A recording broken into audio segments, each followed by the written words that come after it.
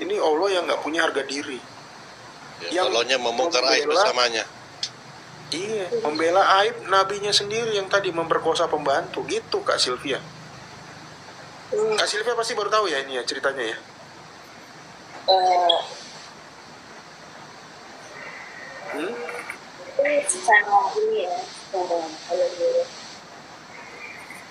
Terus gitu kan ngambek nih si Aisyah sama si Hafsah. Lanjutkan lagi Pak Prof yang di ulti itu mau diceraikan, ku ganti dengan janda dan gadis.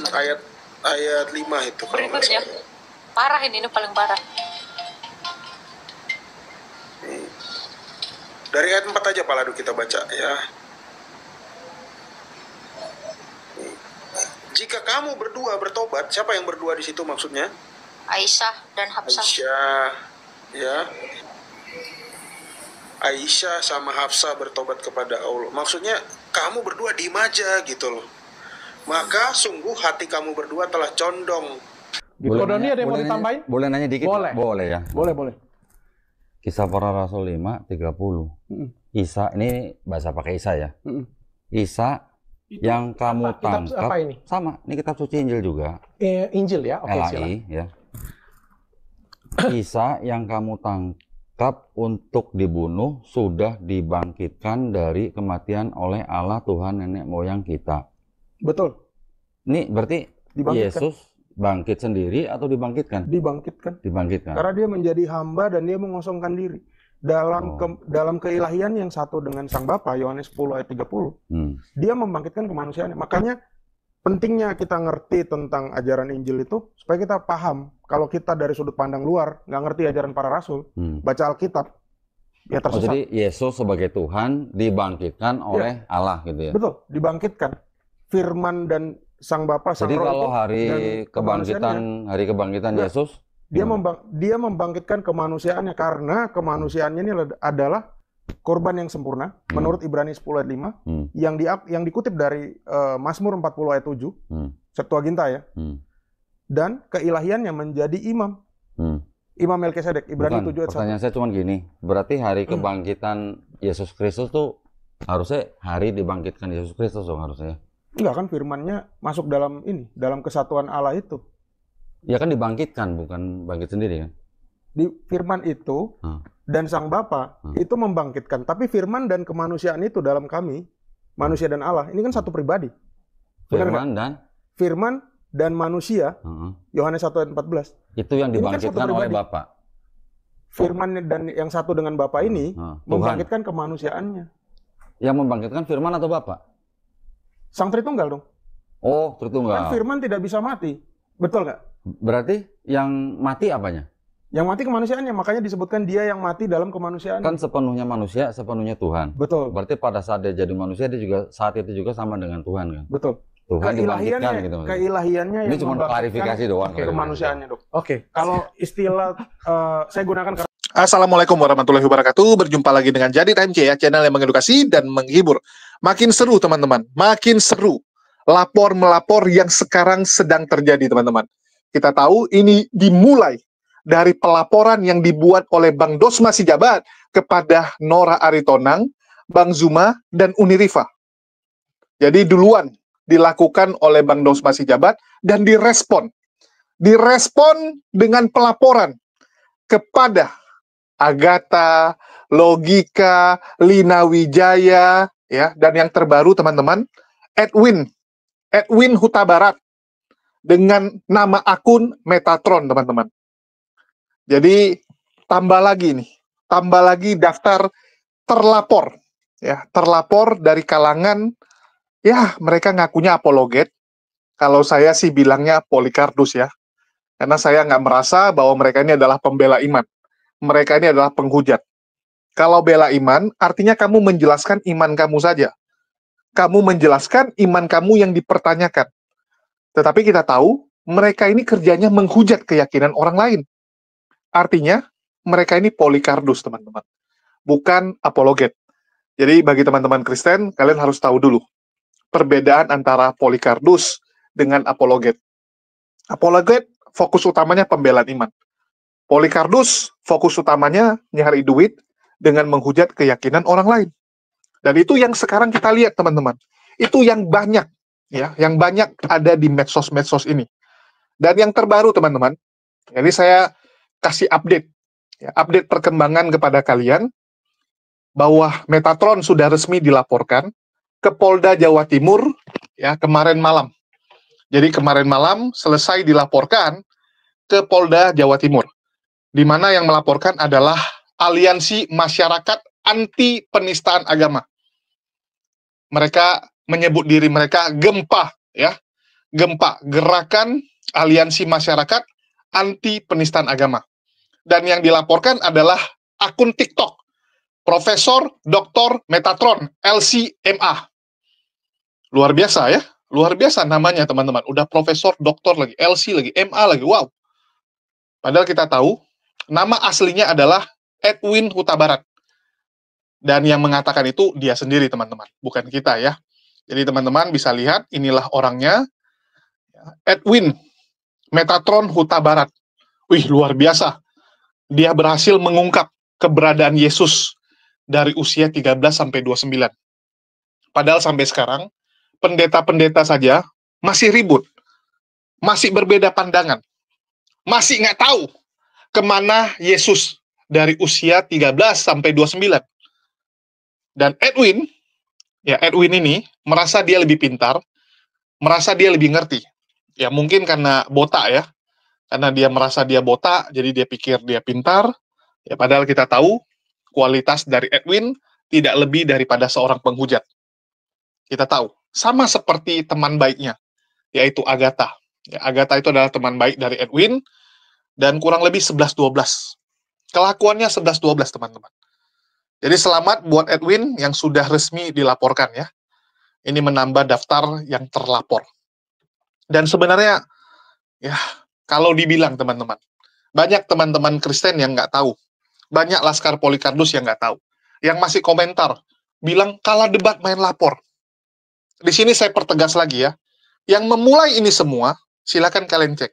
Yang tukang lapor siapa? Silakan kalian cek. 2 tahun yang lalu saya saja dilaporkan, biasa saja, teman-teman.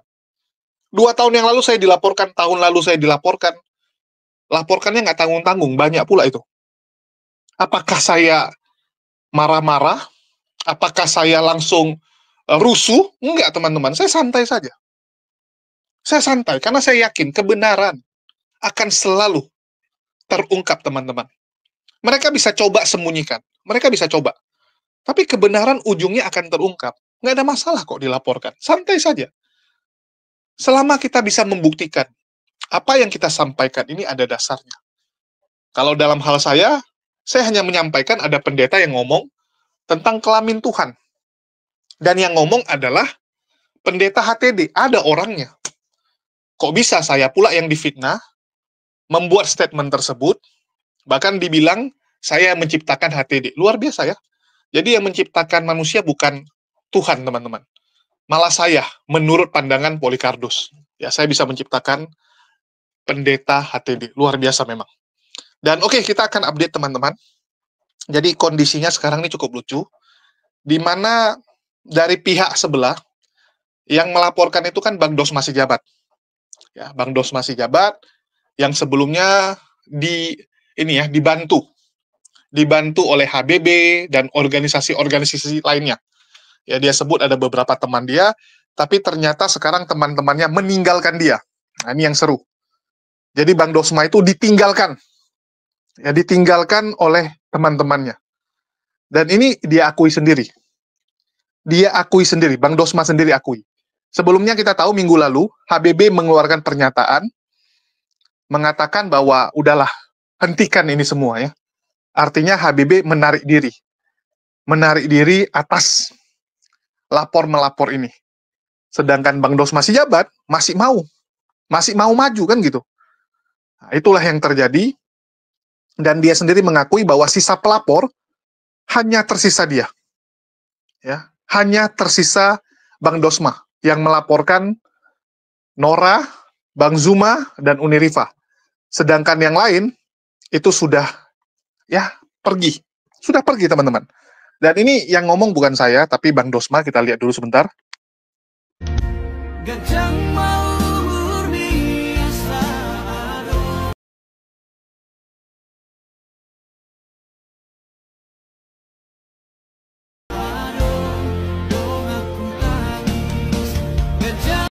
Ya, jadi Bang Dosma di sini curhat, teman-teman. Dia curhat. Dia bilang serangan itu terfokus hanya kepada dia. Hanya ke satu titik, yaitu dirinya. Karena sisa pelapor yang lain, untuk yang Bang Zuma, Nora, itu semua udah cabut. Tinggal dia sendiri. Tersisa dia sendiri yang melapor. Sehingga serangan terfokus ke dia. Padahal, teman-teman ya, saya juga bingung, serangan apa kepada Bang Dosma Sijabat? Setahu saya nggak ada. Siapa yang nyerang Bang Dosma? Silakan dicek, nggak ada, teman-teman. Ada yang nyerang Bang Dosma? Nggak ada. Bahkan yang melapor Bang Dosma, setahu saya sampai detik ini belum ada. Baru rencana. Ya, baru rencana semua. Jadi, memang ada rencana akan melaporkan Bang Dosma Sijabat. Ya, saya dengar itu, dan saya cari infonya, belum ada. Belum ada yang secara resmi melaporkan Bang Dosma Sijabat. Hanya ada beberapa rencana, dan mungkin dalam waktu dekat. Kalaupun terjadi, sekali lagi, kalaupun terjadi. Tetapi yang pasti, kalau dibilang terfokus ke satu titik, ya salah. Buktinya yang terlapor ini banyak. Ada Agatha, Lina Wijaya, ya, ada Logika, dan juga ada Edwin Huta Barat. Dan akan menyusul yang lain, teman-teman. Akan menyusul yang lain, saya dengar kabarnya ya. Jadi kalian bisa baca nih. Nabi Muhammad dituduh zina. Gempa, laporkan TikToker Profesor Dr. Metatron ke Polda Jawa Timur. Kalian bisa lihat ini.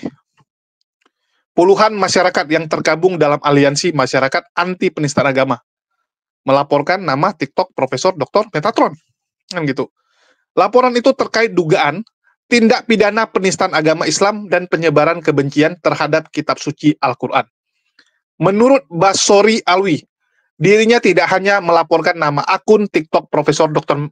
Metatron, namun juga melaporkan 3 nama kanal YouTube yang menjadi sarana dalam menyampaikan narasi penistaan agama Islam dan ujaran kebencian terhadap kitab suci Al-Quran, yakni masing-masing bernama kanal YouTube Suara Kebenaran, Bless Me God, dan Sang Debaters.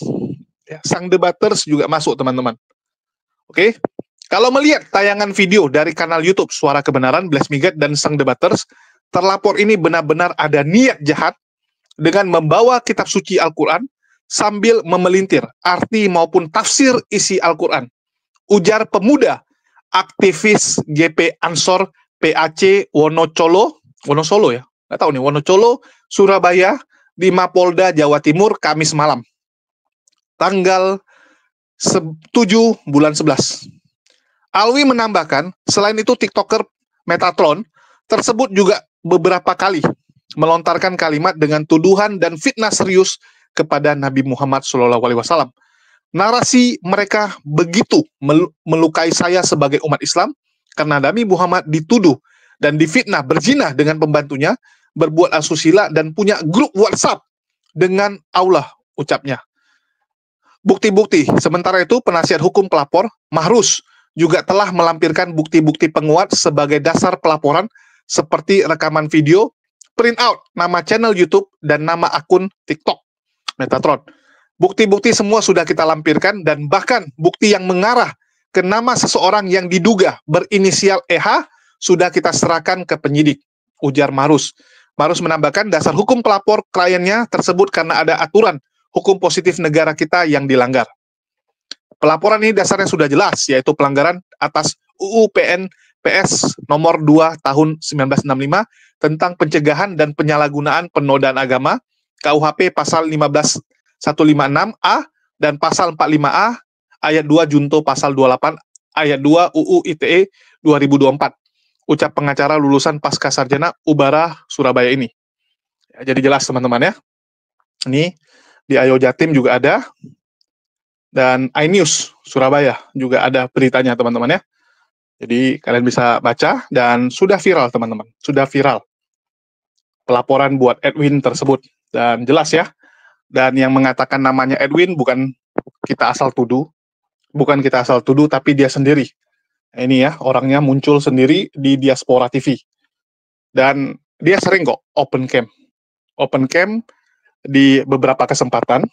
Ya, namanya adalah Edwin Metatron Huta Barat, ya, Huta Barat. Oke. Jadi ini lagi heboh teman-teman, ya lagi heboh sekali, dan kita bisa lihat bahwa sekarang ini fenomenanya cukup aneh, ya cukup aneh. Salah satunya apa? Ada juga orang yang diduga melakukan penistaan yang sudah dilaporkan atau yang disebut terlapor itu bisa jadi saksi juga, yaitu Lina Wijaya ya. Jadi bagi teman-teman kan ada juga yang mempertanyakan, apa benar Lina Wijaya kabur? Apa benar Lina Wijaya sudah lari karena takut mempertanggungjawabkan perbuatannya? Ya, kita dengarkan dulu sebentar. Halo, shalom, salam sejahtera untuk kita semua, Kak. Shalom, shalom, shalom, shalom, teman-teman. Terima kasih, selamat datang di kota Medan. Horas. Kita hari ini ngapain, Kak? Nah, memenuhi panggilan dan bumi pertiwi sebagai warga negara Republik Indonesia yang ngerti hukum, taat hukum, dan tunduk kepada hukum. Yes. Thank you. Kakak di sini sama-sama. Jadi kakak ini adalah saksi ya, atas laporan dua laporan. Ya, dalam hal ini adalah pelapornya adalah saya. Dan terima kasih, thank you. Saya tahu kakak dari jauh perjalanan demi membuktikan bahwa kebenaran itu akan terungkap jika apa yang kita lakukan itu ya di atas ya, tidak di atas tidak. Kalau tidak, kamu kena hukuman. Ya, itu adalah Alkitab ya.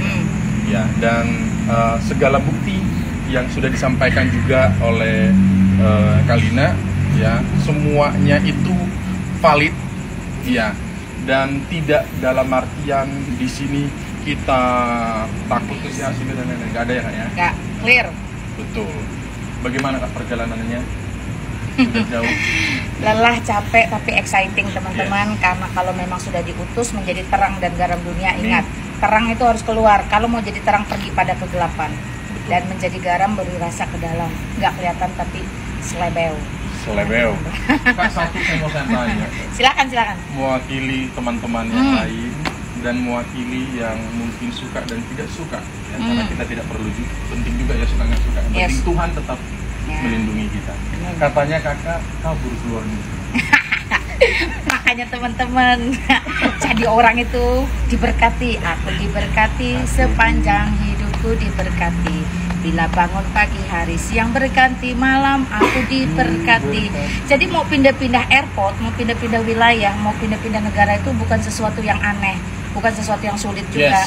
Saya teman-teman tanggal 1 November itu ada hajatan besar, dan ke luar negeri itu ngajak penari-penari saya dari Kalimantan Tengah liburan sebagai reward. Ngapain kabur? Kalau tidak melanggar hukum Allah dan tidak melanggar hukum pemerintah, jangan takut. Kalau kita koordinasikan Kak, makanya panggilan tanggal sekian bisa nggak? Karena posisi dalam artian kalau memang itu dibenarkan ada kepentingan keluarga, sakit, ya, dan juga ada hal sifatnya genting, itu tidak bisa dipaksakan, jadi namanya dijadwal ulang. Kalau bahasa Bataknya reschedule. Ya ngapain pakai kabur teman-teman ya? Jadilah orang yang bertanggung jawab. Oke, Kak, satu lagi kan, kalau berkenan menjawab. Monggo. Ya, ini sudah melapor banyak nanya lagi kan. itu udah dosma. Demi. Oke, katanya kakak dilapor balik. Walah-walam teman-teman. Ya di samping walah-walam ya bodo amat. Karena gimana ya, dilapor dan melapor itu sebuah siklus. Ikutin saja prosesnya. Sekali lagi selamat tidak melanggar hukum Allah dan tidak melanggar hukum pemerintah. Don't worry, be happy. Yes. Itu dari Marina. Berani karena benar, takut karena salah. Ya, lapar karena belum makan. Ya, jadi teman-teman yang belum makan, ya makanlah. Jangan live terus pagi, siang, sore, malam. Kita. Jangan lupa teman-teman dukung terus ya pelayanan kami melalui hukum di Indonesia. Dukung pelayanan kami dalam doa dan dana, boleh nggak? Dana. Para sultan nanya nih. Oke lah teman-teman, laku lah ya. Tuhan siapkan semuanya. Amin. Dengan cara yang luar biasa. Tuhan berkati. Tuhan berkati. Selama Tuhan utus pasti Tuhan urus. Amin. God bless you all. Salam berkati sehat. Ya. Tuhan berkati. Shalom. Aku diberkati sepanjang hidupku diberkati. Bila bangun pagi hari, siang berganti malam, aku diberkati. Yes, amin. Saya nyanyi gini kena penistaan nggak nanti? Karena di belakang ini. God bless you. Semua jadi sedikit penistaan. Jadi jelas ya, Lina Wijaya masih di Indonesia. Kemarin memang dia ke Singapura karena ada acara. Jadi memang dia ada bawa orang ke Singapura karena ada undangan. Saya nggak tahu ya, apakah ada undangan gereja atau ada undangan apa. Tetapi dari Singapura, dia ke Medan menjadi saksi. Menjadi saksi, teman-teman. Jadi Lina Wijaya di Indonesia. Dan kita harap Lina Wijaya juga akan kooperatif saat teman-teman, Polda-Polda tempat Lina Wijaya dilaporkan memanggil Lina Wijaya. Karena sudah ada beberapa Polda tempat teman-teman melaporkan Lina Wijaya. Ya, jadi Lina Wijaya ini dilaporkan oleh banyak asosiasi Islam, banyak organisasi Islam, dan banyak Polda. Beberapa Polda, bukan satu. Dan kita harap Lina Wijaya benar-benar bisa kooperatif seperti yang dia sampaikan. Kan begitu, bisa kooperatif. Ya, nanti jangan banyak alasan gitu. Wah, saya ya kooperatif, saya memenuhi panggilan, kan begitu. Ya, kamu jadi saksi pelapor, kamu bilang gitu. Nanti kalau kamu jadi saksi terlapor, ya, untuk pihak yang terlapor, jangan kamu banyak cerita. Itu yang paling penting. Kalau jadi pelapor, semua orang pede. Betul tidak, teman-teman? Semua orang pede. Tapi kalau dia yang terlapor, ya takutnya dia kabur. Takutnya melarikan diri, seperti senior-seniornya. Sudah banyak kan senior-seniornya yang kabur. Bahkan Agatha sekarang sudah pura-pura. Saya sudah ada di Rusia. Tiba-tiba sudah ada di Maldives. Sudah ada di luar negeri, tapi dia sendiri ngaku SIM card-nya dia buang. Oh, ini selesai live, saya buang SIM card saya. Kamu sudah di luar negeri, ngapain SIM card kamu buang? Ngaco juga ini orang. Agatha tuh ngaco sekali, teman-teman. Dari dia ngomong saja udah ketahuan bahwa dia itu mau melarikan diri, mau tidak kooperatif, ya, mau tidak kooperatif. Nah, inilah Polikarpus. Dan sebenarnya Lina Wijaya ini udah menyinggung Agatha. Dia sudah menghina Agatha dengan mengatakan kalau dipanggil ya jangan tidak kooperatif, kan gitu. Jangan melarikan diri. Orang yang melarikan diri artinya dia bersalah. Yes, itu teman kamu. Teman kamu yang bernama Agatha itu. Sudah mencoba menghindar. Tidak mau kooperatif. Mengikuti jejak seniornya. Saifuddin, Paul Jang, dan sebagainya. Tirulah umat muslim. Berani bertindak, berani bertanggung jawab. Silakan dicek. Umat muslim ada yang seperti kalian? No. Umat muslim tidak seperti Polikarpus. Saya, bayangkan teman-teman, ditotalin, saya bolak-balik Medan, Jakarta, ngurusin pelaporan 13 kali, teman-teman. Dari tahun lalu ya, sampai sekarang, ditotalin ada 13 kali. Bayangkan, capeknya, habis biayanya. Tapi saya lakukan, kenapa? Kooperatif. Itu baru namanya kooperatif. Beda dengan Polikarpus. Santai saja kita. Ya. Kalaupun nanti Lina Wijaya bilang, oh saya nggak ada duit, kan gitu. Saya nggak ada duit untuk pergi, kalau mau transfer kasih saya. Kasih biaya ke saya, kalau nggak saya nggak mau pergi. Itu urusan kamu. Kalau masalah cara mencari biayanya, ya itu terserah. Tapi yang penting kooperatif. Dan buat Lina Wijaya, kita harap seperti itu. Bisa kooperatif nanti waktu dipanggil. Dan mungkin dalam waktu dekat ya, kita doakan semoga kepolisian bisa cepat memproses ini. Dan kalau bisa ya sebelum ganti bulan. Kalau bisa di bulan 11 ini sudah ada pemanggilan, kan begitu. Nah, begitu juga dengan Edwin, ya alias Metatron ini. Tunjukkan dong kalau Anda gentleman. Jangan nanti Anda tiru saudara Anda. Anda tiru saudari Anda. Kan begitu. Kita tahu Ki Ahmad saudara dia. Terus Agatha juga. Wih. Kita harap Edwin bisa pede seperti selama ini dia ya. Bisa pede walaupun dodoknya agak silang-silang gitu kan. Agak-agak rapat-rapat gitu ya. Saya kalau ingat Edwin ini, dia duduk waktu ketemu dengan Kodondi, ketawa sekali saya. Malu gitu kan, macam ayam sayur gitu, tertunduk malu dia. Tertunduk malu teman-teman. Nggak tahu kenapa. Ya. Mingkem aja gitu. Semoga Edwin bisa semangat. Dan saya juga mau update teman-teman. Ya, saya mau update. Belakangan ini ya, saya menemani Gus Wafi, sekaligus Kores ya. Ya, sebenarnya Kores nggak ikut pun nggak apa-apa sih. Kadang-kadang kalau Kores ikut malah hanya membuat membuat udara itu jadi tambah penat. Bercanda teman-teman ya. Jadi saya menemani Gus Wafi dan Kores safari sowan ke beberapa ponpes ya, ke beberapa kiai, ustadz untuk menyampaikan bagaimana perkembangan dunia diskusi lintas iman yang ada di medsos. Dan alhamdulillah ternyata mereka memperhatikan. Apalagi setelah Agatha viral, mereka tahu. Dan mereka mempertanyakan siapa wanita tersebut gitu ya. Siapa ini Agatha? Nah, kita jelasin siapa itu Agatha, gerombolannya siapa saja, kan begitu.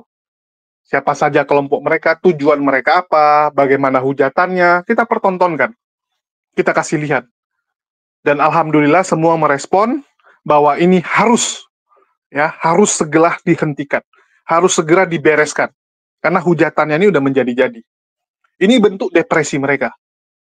Bentuk depresi mereka melihat umat muslim kompak, solid, dan Islam terus bertumbuh. Saya sudah tunjukkan datanya teman-teman. Bagaimana ya Islam itu terus naik.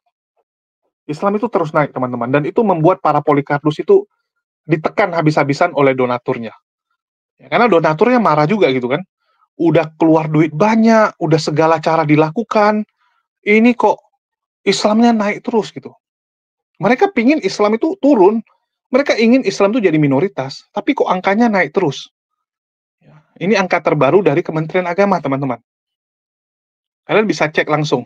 Buka aja situsnya dari Kementerian Agama. Dan ini data valid ya. Nanti ada yang bilang, enggak bang, data kami beda. Data kamu data PowerPoint. Data PowerPoint, data ngetik sendiri, jangan kamu bandingkan dengan data dari Kementerian Agama. Karena yang tahu mereka. Mereka adalah pemerintah yang mengurus bagian agama ini. Kalian bisa lihat, Islam itu naiknya paling kencang. Paling kencang. Angkanya 8.300.000 dalam 2 tahun. Ya, dari 2021 ke 2023, 8.300.000 kenaikannya. Kristen Protestan agak naik. Karena memang ada kelahiran, kan sama ini, dua-dua ada kelahiran. Cuman, persennya, Islam sekarang 87,14, Kristen Protestan dari 7,43 turun jadi 7,37. Ada penurunan. Kan begitu. Katolik juga terjadi penurunan. Kurang lebih 0,02. Ya kan gitu. Kalau dibandingkan 2021 turunnya 0,04. Ya. Turun terus mereka teman-teman. Islam yang naik. Dan mungkin di 2030 ini sudah 90%. Kita doakan. Bisa 90%. Kan begitu. Ya. Jadi angka inilah yang membuat Polikarpus itu sekarang lagi stres karena ditekan dari luar. Dari donaturnya lagi marah. Jadi ya bagi umat muslim apa yang bisa kita lakukan? Ya kita terus berjuang. Kita terus share sampai pedalaman-pedalaman teman-teman.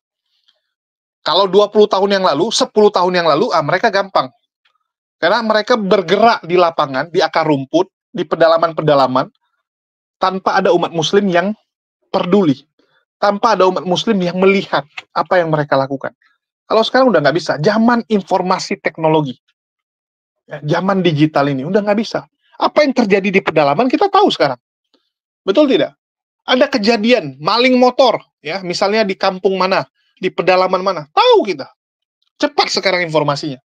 Ada misionaris di sana melakukan misi penginjilan dengan cara yang tidak sesuai undang-undang. Kita tahu. Kita langsung tahu. Nah, inilah yang membuat Polikarpus itu stres sekarang. Ternyata nggak bisa lagi kayak zaman dulu. Nggak gampang. Umat muslim udah nggak gampang terkecoh. Umat muslim nggak gampang dibodohi lagi. Dan alhamdulillah berkat adanya diskusi, debat, makin banyak orang sadar. Saya lihat komentar-komentarnya ya. banyak orang bilangnya gini, saya dulu nggak peduli gitu dengan diskusi agama.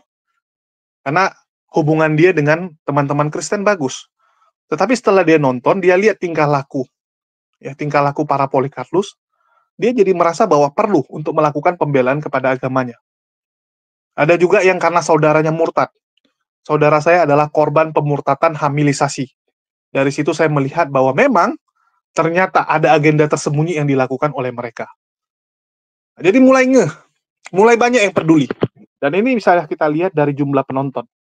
Ya, sekarang jumlah penonton debat itu naiknya luar biasa, artinya orang makin peduli.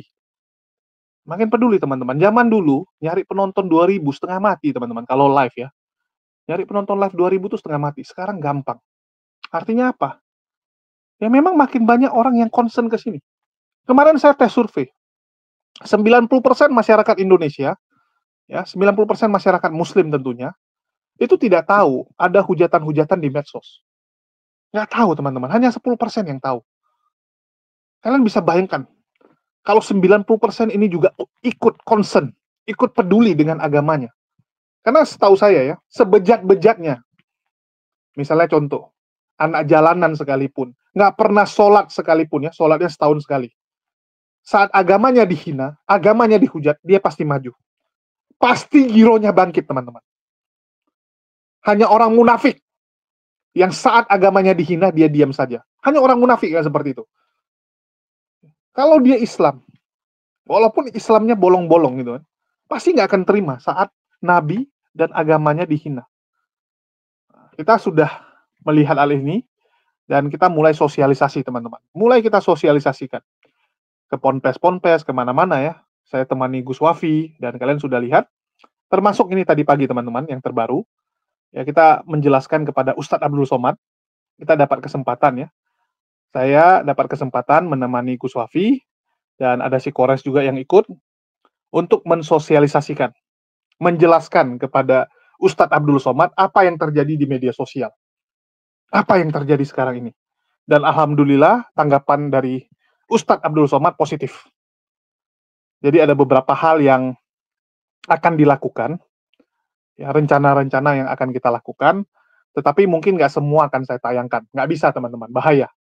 Ya, karena itu kan bersifat rahasia. Nggak mungkin rencana kita, ya, strategi kita bocorkan ke publik. Nggak mungkin, teman-teman. Jadi nanti saya akan tayangkan juga konten tersebut, tapi ya mohon maaf ya, hanya luar-luarnya lah. Hanya luarnya saja yang bisa saya tampilkan, tapi strategi-strategi apa yang harus kita lakukan, ya mungkin nggak. Ya, nantikan videonya. Yang pasti ada pergerakan, akan ada perubahan, teman-teman. Akan ada perubahan yang terjadi. Apalagi kita tahu Ustadz Abdul Somad ini bukan kelas kaleng-kaleng kan gitu, kelas nasional, teman-teman.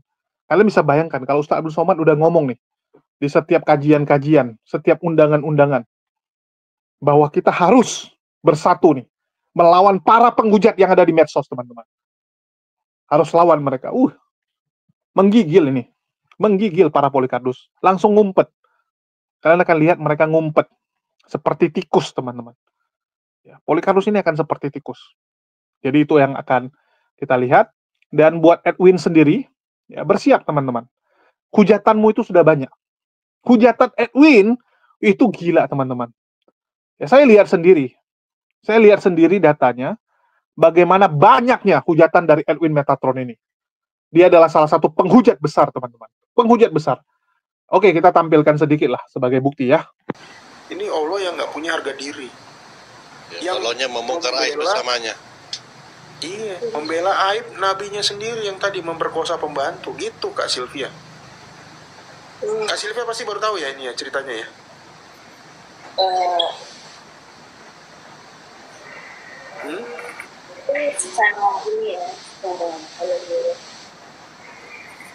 Terus gitu kan ngambek nih si Aisyah sama si Hafsah. Lanjutkan lagi Pak Prop yang di ulti itu mau diceraikan, ganti dengan janda dan gadis. Ayat 5 itu. Berikutnya parah ini paling parah. Dari ayat 4 aja Pak Ladu kita baca ya. Jika kamu berdua bertobat, siapa yang berdua di situ maksudnya? Aisyah dan Hafsah. Aisyah, ya. Aisyah sama Hafsah bertobat kepada Allah. Maksudnya kamu berdua diem aja gitu loh.